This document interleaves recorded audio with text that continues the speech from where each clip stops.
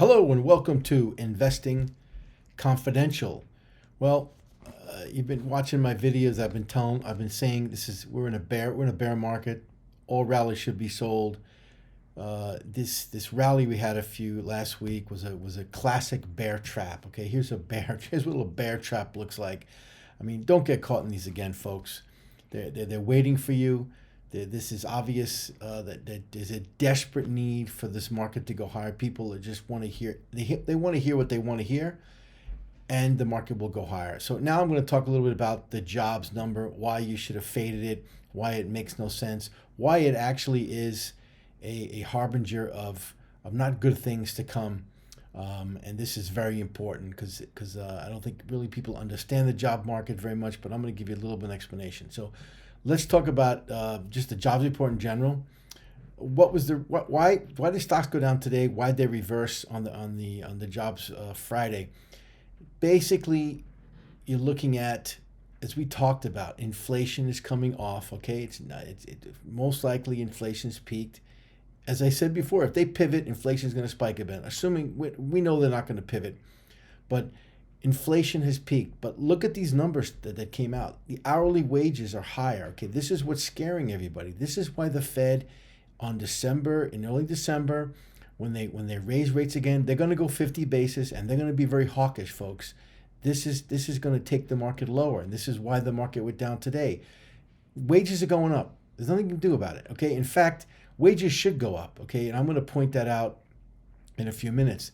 But what happened, this isn't good for the pivot people. Okay, the pivot people were the people that bought the market. The market's going up. The market's going up.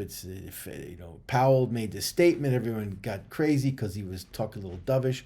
But as I said in my videos, the rest of the governors, the Red and the Fed governors, were hawkish. So this is not good for you pivot people.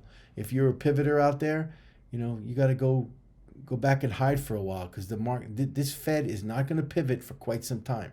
Okay, the Fed is going to be hawkish this next December meeting. That's a fact. 50 basis points, as I said, is baked in.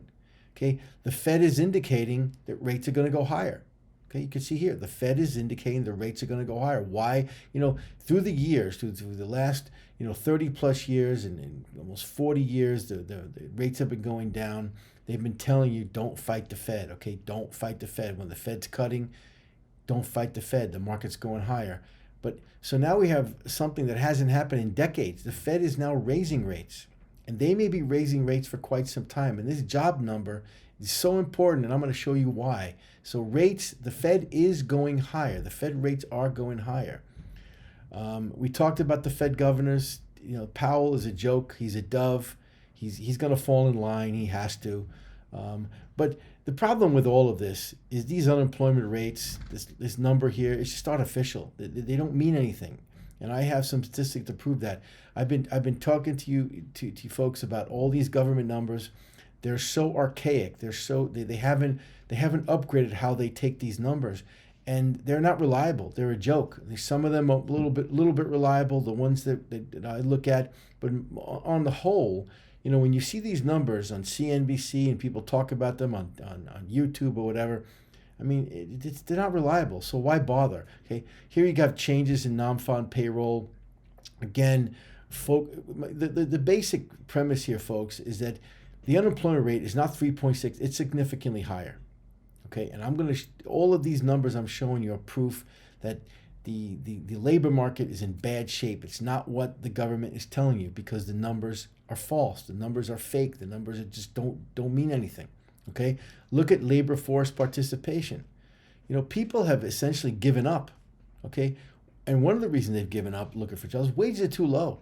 I mean, we'll talk about this, but the hospitality industries, the food industry, they don't want to pay you anything. Okay, there's still free money out there. That people are getting credit cards. Banks are giving out credit cards like playing cards, and they're maxing them out. So people aren't feeling the pain yet, but they're beginning to. But the bottom line is wages are too low. And again, this is inflation. I'm going to go into this in more detail in a second. They say there's a labor shortfall, as you see here, of 3 million people. This is not accurate, folks. Come on. Don't believe this nonsense. They're telling you there's 3 jobs for every one person looking. If you're looking for a job, that's not true. Sure, there's a lot of very low wage jobs that they don't want to raise wages on. Okay, there's a million of those jobs, but no one wants those jobs. I wouldn't want those jobs. I wouldn't let my kids take jobs like that.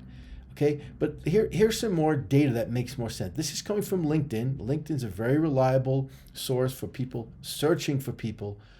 I've used LinkedIn to hire employees. A lot of people use, so this data makes sense. Okay, and the pace of hiring, as you can see here, is slowing very fast. Okay, very fast, and this to me is a lot more reliable than some ridiculous number coming out of the government. LinkedIn is telling you the pace of hiring is slowing fast. That means the economy is weakening. That means these job numbers, as I said, are going to hockey stick higher. These talking heads are going to go, oh, wow, look at that. They're going to be really surprised. No. If you listen to my videos, you're not going to be surprised when the unemployment rate spikes. Okay, 3.6%, 4.6%, 5%, 6%, 7%. It's going higher. Okay, now look, the hospitality industry, I said before, is hiring. Here we go. Who wants to work in the hospitality industry when the Hilton hotels want to pay you, $8 an hour to $10 an hour to clean rooms? I'm sorry, folks. People aren't going to accept this anymore. Okay, there are other options out there. They're not great options, but the bottom line is why I'm showing you this is wages are going higher. They have to go higher. The human beings, people around in this country are not going to accept these ridiculous low wages that the companies are putting out there. Now let's talk about the other side of the equation where there's job cuts. Here we go. Job cuts in major industries, the tech industry, industrials, this is all being driven by weak demand. Okay, I don't care what Apple tells you. I told you what Apple is doing. They're artificially trying to create, a need for people to buy these phones. There is no demand for the iPhone. No demand for the new iPhone. Do not believe what Apple tells you. Look around the world. Look at consumer confidence. It's dropping like a stone all over the world, and you're seeing job cuts. And we're going to start feeling those job cuts in the economy next year. Why are they? And here's another. Why are they cutting? Why are the companies cutting? Well, here's some reasons. They're closing down. Businesses are just closing up. They can't survive anymore. Okay, they're cost cutting. What does that mean when you cost cut? Demand. Your top line is weakening. You got to cut cost. Economic conditions. We just spoke about that. Same thing. There's no demand in the economy around the world. So, boom, companies are cutting people. Okay, this is why these government numbers are a joke. They mean no thing. And here's the main reason why. Here, what I mentioned to you. Look at this. These are the NFP, the labor market surveys. Look at the percentage of respondents. Okay, this is plummeting. Okay, what this basically tells you is nobody's responding to these surveys anymore. The way they do them is archaic. So these numbers that are coming out are not only volatile, they make no sense. Somebody's making them up, just like China does. Okay, that's my bottom line. This is anecdotal evidence that these numbers that are coming out, and not just labor numbers, not just unemployment numbers, they're consumer numbers and all of the inflation numbers, they're just fake. They don't mean anything because the way the government employs people to do this is old school. They're still calling people on, handset phones. It makes no sense. Okay, and look, let's wrap this up. Here's California. Why are people protesting? Businesses protesting. California is going to implement a $22 an hour minimum wage. Okay, that's going to happen. There's nothing these businesses are going to do it. All of this stuff, okay, what I've talked about for the last 5-6 minutes, and coming down to this California thing, this is all inflationary. Okay, what does that basically mean? It means that in certain things like housing and used cars, sure, you're going to see a fall in headline inflation. But inflation is not going to fall. It's sticky. And why am I saying it's sticky? Because now it's in the labor market. This is what the Fed fears. This is why the Fed is going to be very hawkish. This is why you must sell any pivot rally. Okay, the market will continue to go lower. And now, what does this all mean for the economy? And what does this all mean?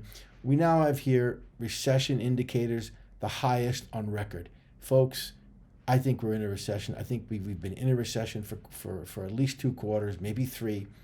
But the talking heads their heads are gonna blow up next year because it's almost a done deal. In fact, it is a done deal.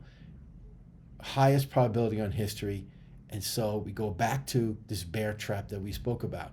These markets rally, they suck people in, and it's not good.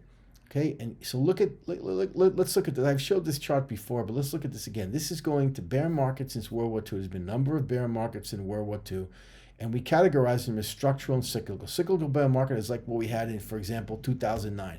The market bottomed in March and went up. The market was in a bear market for about a year, maybe a year and a half.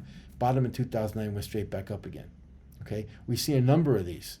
These are cyclical bear markets. They last a year, 2 years, but the markets go straight up for 10 years after that. I believe we are in a structural bear market. It's going to last 2 to 3 years in duration. It's going to be vicious. It will seem like there's no bottom, and the only way to survive these markets is to sell the rallies. Okay, they told you to buy the dips in the past. Now you got to sell the rallies. So if you know how to short, learn how to short, but this is going to be the reality for the foreseeable future. So if you're an investor, as always, be careful out there.